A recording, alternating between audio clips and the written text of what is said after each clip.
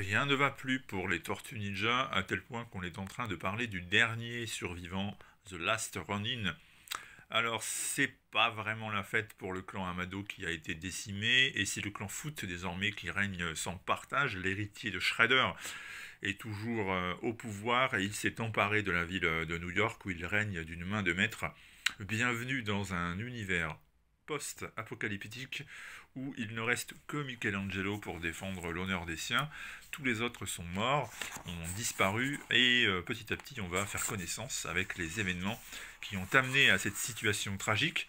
Un ensemble de flashbacks menés de main de maître par au scénario Eastman Laird Waltz, ainsi qu'au niveau des dessins Esaú et Isaac Escorza, sachant que l'ancrage et la couleur sont eux par contre de Ben Bishop et de Luis Antonio Delgado. Alors c'est une histoire assez forte. On est dans la grande tradition donc des récits post-apocalyptiques.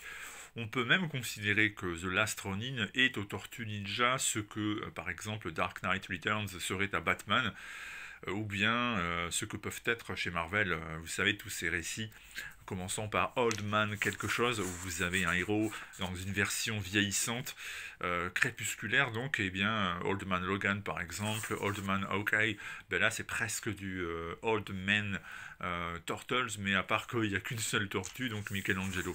Alors petit à petit vous allez retrouver d'autres personnages que vous connaissez du monde des Tortues Ninja habituellement. Ils vont faire leur apparition dans le récit un peu plus loin. Mais en attendant, ce qui est intéressant, c'est de voir cette dernière mission que s'est fixée Michelangelo, de défendre l'honneur de ceux qui sont tombés en allant infiltrer la citadelle de l'héritier du clan des Foot pour l'assassiner, pour en finir avec lui.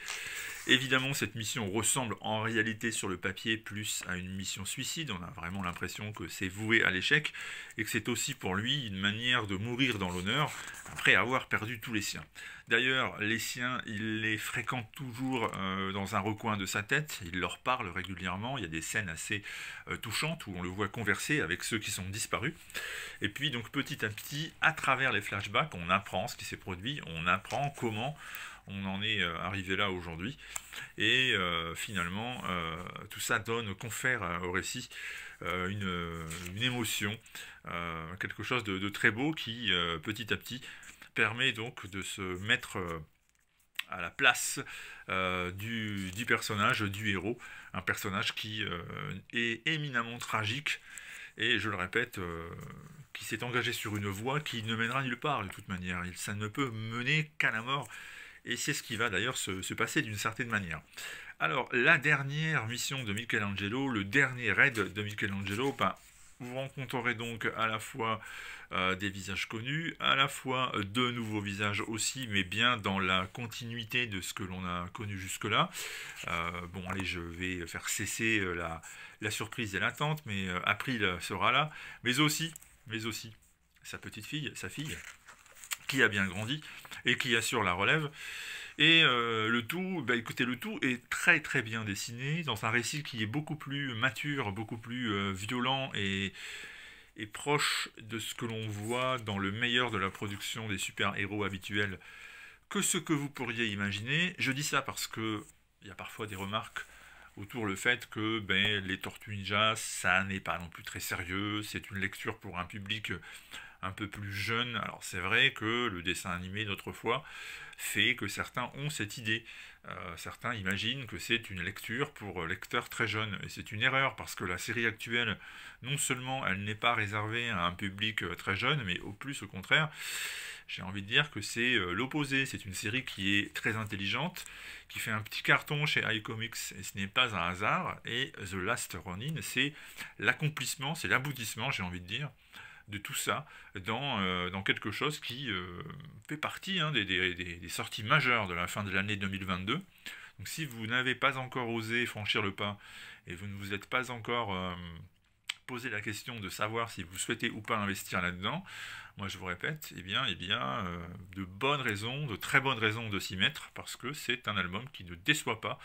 On a vraiment quelque chose de fort, et c'est une aventure poignante, touchante, et même par certains moments un peu choquante, hein. C'est vraiment la destruction d'un univers, c'est vraiment la mise à mal de tout un univers pour en livrer une version, pour en livrer un regard inédit et vraiment, vraiment, je répète, sans concession. Bref, The Last Ronin chez iComics, notre opinion est globalement très favorable, c'était vraiment une bonne surprise, hein, vraiment bonne pioche.